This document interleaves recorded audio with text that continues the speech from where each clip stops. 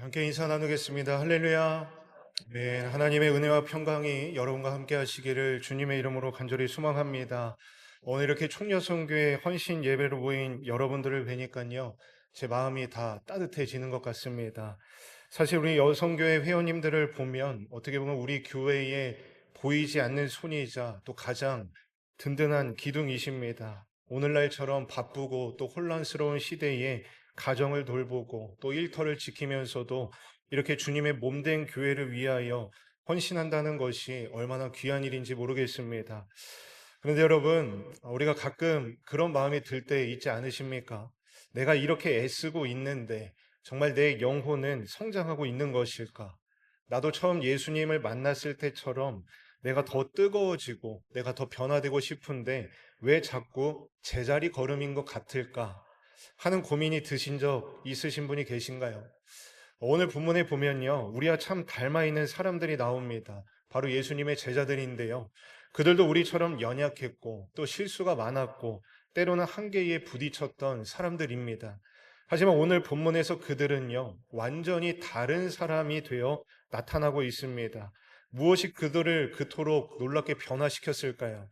오늘 헌신을 다짐하는 여러분과 함께 그 비결을 말씀을 통해 나눠보고자 합니다. 오늘 본문은 오순절 이후에 제자들의 모습을 보여주고 있습니다. 그런데 그 면면을 살펴보면 놀라운 만큼 변화된 모습이 드러나고 있습니다. 엄청난 성장을 보여주고 있죠. 크게 세 가지를 꼽을 수 있는데요. 첫 번째는 무엇이냐면 제자들에게 담대함이 생겼다는 것입니다. 알다시피 제자들이 예수님 십자가 지실 때 주님을 부인했습니다. 뿔뿔이 도망쳤죠. 왜 도망쳤을까? 무서우니까 도망쳤죠. 괜히 예수님을 안다고 했다가 나도 십자가 지지는 않을까? 사람들에게 잡혀서 죽지는 않을까? 이런 두려움이 있었습니다. 그런데 오늘 본문을 보면 이 두려움이 완전히 사라졌습니다. 그들은 완전히 담대한 사람이 되었다라는 겁니다. 우리 본문 14절 말씀 함께 읽어보겠습니다.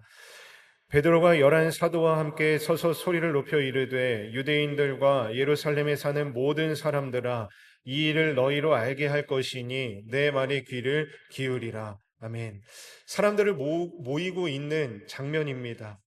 이전에는 죽을까봐 두려워서 예수님을 모른다고 했던 제자들이 이제는 사람들을 불러 모으고 있습니다.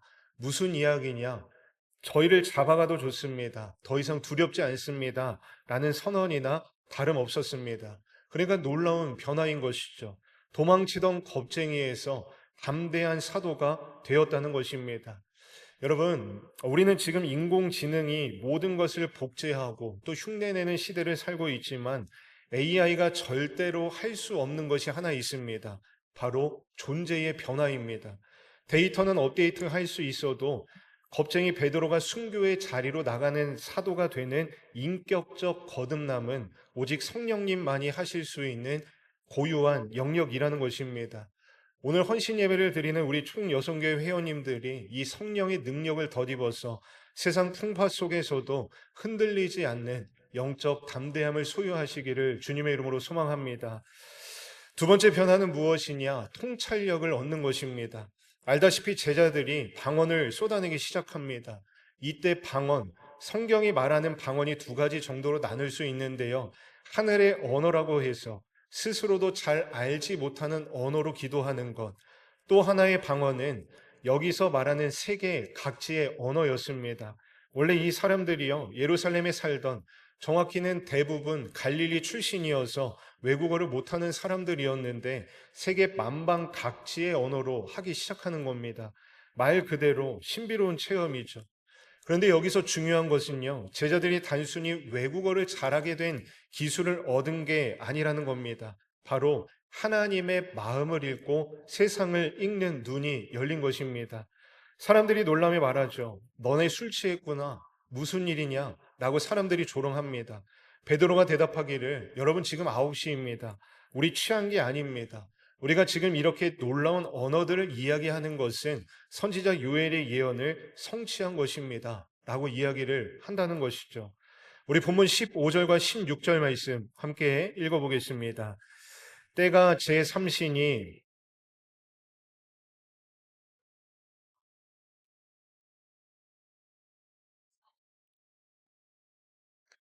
자, 사실 제자들도 놀랐을 것입니다. 방언의 전례가 없었기에 당혹스러울 수밖에 없었습니다. 그런데 순간 제자들은 즉시 깨달았습니다. 이전에 하나님께서 요엘 선지자를 통해 말씀하신 것이 지금 이 자리에서 이루어지고 있음을 깨달은 것입니다. 무지했던 제자들이 어마어마한 통찰력을 갖게 되었다는 것입니다. 특별히 딥페이크, 가짜뉴스가 판을 치는 요즘의 혼란 속에서 우리에게 필요한 것이 바로 이 영적 통찰력입니다. 무엇이 진짜 하나님의 뜻인지, 우리 가정이 어디로 가야 할지 분별하는 안목은 지식이 아니라 성령으로부터 오게 되어진다는 것입니다.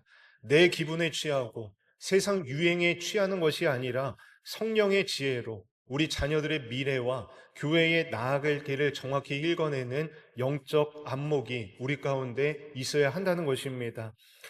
마지막 세 번째 변화, 하나됨을 이뤘다는 것입니다. 이전까지 제자들이요, 매우 이기적이고 경쟁적이었다는 것을 알고 계십니까?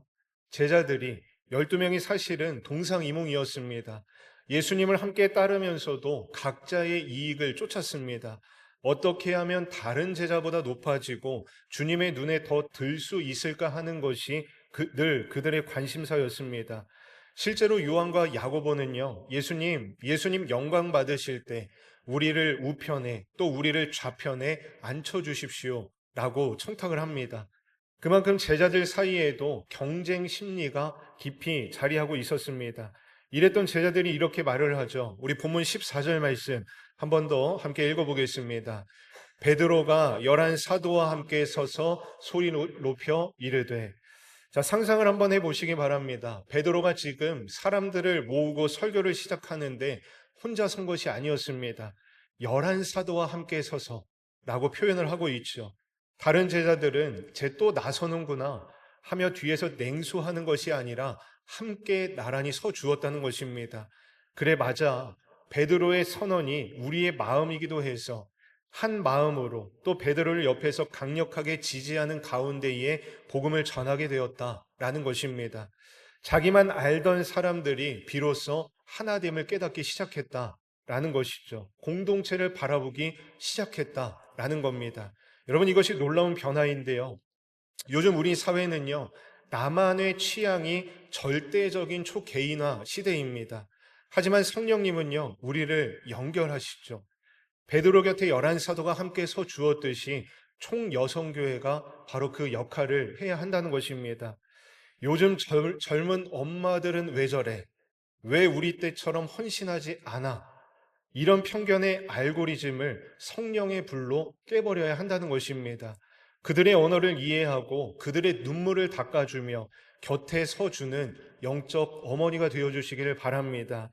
그리고 나를 증명하는 것보다 서로의 배경이 되어주는 여성교회가 될 때, 서로의 배경이 되어주는 교회가 될 때, 그것이 성령 받은 공동체의 가장 강력한 증거가 될 것입니다.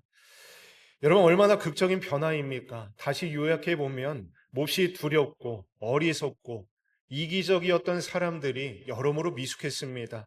그런데 놀랍게 달라진 모습을 오늘 성경은 보여주고 있습니다. 비결은 무엇일까? 비결은 단 하나이죠. 오늘 말씀의 제목과 같이 성령 충만입니다. 우리 본문 17절 말씀 함께 읽어보겠습니다. 하나님이 말씀하시기를 말세에 내가 내 영을 모든 육체에 부어 주리니. 여기까지입니다. 예. 요엘의 말씀이 성취되는 것을 이야기하고 있는데요. 그리고 오늘 본문에 앞서서 4절에도 보면 이렇게 말씀을 합니다. 사도행전 2장 4절인데요. 그들이 다 성령의 충만함을 입고 라고 말씀을 합니다. 제자들이 한 곳에 모여서 기도했습니다. 그리고 성령 충만을 구했는데요. 그 결과 성령을 통해 놀라운 변화와 성숙을 경험하게 되었습니다. 여러분, 성령이 우리를 변화시키는 줄로 믿습니다. 믿으십니까? 아멘이시죠? 성령만이 우리를 성장시키신다는 것입니다. 제가 가만히 생각해 봤습니다. 목회의 가장 큰 기쁨이 무엇일까? 한 사람의 변화를 보는 것 같습니다. 누군가 성장하고 성숙해 가는 모습을 지켜볼 때 그것보다 보람된 일이 없습니다. 그렇다면 목회자가 목회자가 어떻게 성도를 변화시킬 수 있을까요? 어떻게 성도를 성장시킬 수 있을까요? 답은 성령 충만이라는 것입니다. 여러분, 사실 목회자가요, 사람을 변화시킬 수는 없습니다. 사람이 할 수 있는 일이 아니죠. 오직 성령님만이 하실 수 있는 일이라는 것입니다. 저도 부끄럽지만 편견이 많은 사람인 것 같습니다. 그래서 생각합니다. 저 사람이 변화될 수 있을까? 저 사람이 성숙해질 수 있을까? 하는 편견을 가진 적이 있었습니다. 그런데 보면 변화됩니다. 하나님께 너무 감사한 것은요, 부족한 저의 그릇된 편견이 목회 현장에서 수없이 깨졌다는 것입니다. 하나님께서 놀라운 변화와 성장을 이루시는 것을 제 눈으로 보았기 때문입니다. 그러니까 이제는 어떤 마음이 드냐면, 누군가를 보면 변화될 수 있을까? 이게 아니고 어떻게 변화될까? 지금은 이런 모습인데 얼마나 성숙해질 수 있을까? 이런 기대를 가지고 바라볼 수 있게 되더라는 것이죠. 왜? 내가 하는 것이 아니기 때문에, 바로 성령님께서 하시는 일이기 때문이라는 겁니다. 답은 바로 성령 충만이라는 것이죠. 여러분, 성령 충만이요, 사람을 변화시킨다는 것입니다. 성령님께서 우리의 인생을 변화시키시고 우리를 성장시키신다는 것이죠. 제가 우리 총여성교회를 보면요, 목회에 가장 큰 힘을 얻는 것 같습니다. 여러분은 교회의 살림을 책임지는 분들이기도 하지만 사실은 우리 교회의 기도 발전소이기 때문에 그렇습니다. 바울이 차가운 야망가에서 따뜻한 사명자가 되었듯이, 여러분의 손길이 닿는 곳마다 차가운 효율이 아니라 성령의 온기가 전해지기를 주님의 이름으로 소망합니다. 사도 바울은 굉장히 완고했던 사람이었습니다. 목표를 위해서라면 사람의 눈물 따위는 상관하지 않는 차가운 야망가였습니다. 초기 교회를 사도 바울이 핍박하고 또 죽이기까지 하는데, 그들이 누구입니까? 전혀 모르는 사람들일까요? 같은 동족이죠. 그럼에도 그는 자신의 야망을 위해 그들을 거침없이 색출하고 처형했습니다. 그런데 바울이 나중에 어떻게 변화되죠? 차가운 야망가에서 따뜻한 사명자가 되는 겁니다. 그동안 쌓아왔던 커리어, 스펙을 배설물처럼 여기고 내려놓았습니다. 왜? 야망이 아니라 사명을 붙드니까 그렇게 되어진다는 것입니다. 그리고 바울이 한 영혼을 위해서 어떻게 눈물을 흘렸는지 아시잖아요. 고린도 후서에 보면 자존심 다 내려놓고 또 그 교회 살리기 위해서, 그 영혼들을 살리기 위해서 그냥 눈물로 호소하는 겁니다. 차가웠던 사람이 어떻게 이렇게 되냐는 것이죠. 답은 성령 충만에 있다는 것입니다. 성령이 그렇게 사람을 변화시킨다는 것이죠. 사도행전 13장 9절입니다. 바울이라고 하는 사울이 성령이 충만하여, 성령 충만 받으니까 변화되어지는 것입니다. 성령을 받으니까 그 은혜로 그 사람이 완전히 역전된 인생을 살 수 있었다는 겁니다. 멀리 볼 것 없습니다. 여러분, 우리가 증인 아니겠습니까? 우리가 얼마나 연약했습니까? 얼마나 완고했습니까? 지혜도 용기도 부족하고 또 성품은 왜 이리도 못났는지 말과 행동으로 사람들을 아프게 하고 오해를 하기도 했습니다. 그런데 보십시오. 많이 좋아지셨죠? 예수님 믿고 우리가 주님 안에서 계속 성장하고 살아가고 있지 않습니까? 그러니까 내가 한 것이 아니라는 겁니다. 바로 우리 안에 계시는 성령님이 하신 일이라는 것이죠. 그런데 여러분, 많은 성도들이 착각하고 있는 것이 있는 것 같습니다. 구원받는 순간, 하나님의 은혜다 라고 하는 것을 우리가 알면서도 그 이후 예수님을 닮아가는 성장은 내 노력으로 해야 된다고 생각을 한다는 것이죠. 여러분, 이것은 큰 오해입니다. 거듭남도 하나님의 은혜이지만 성장하는 것 또한 하나님의 은혜라는 겁니다. 그리고 우리는 종종 하나님이 왜 아직도 너 그 자리야? 더 노력해봐 라고 비난하신다고 오해합니다. 그러나 그렇지 않죠. 하나님은요, 그냥 이렇게 팔짱 끼고 우리를 기다리는 분이 아니라는 겁니다. 우리 안에서, 우리 마음 안에서 직접 우리를 성장시키고 계시는 분이 바로 우리가 믿는 하나님이라는 겁니다. 성령님께서 우리의 연약함을 직접 짊어지신다는 것을요, 바울은 이렇게 고백을 합니다. 로마서 8장 26절인데요. 우리 함께 읽어보겠습니다. 이와 같이 성령도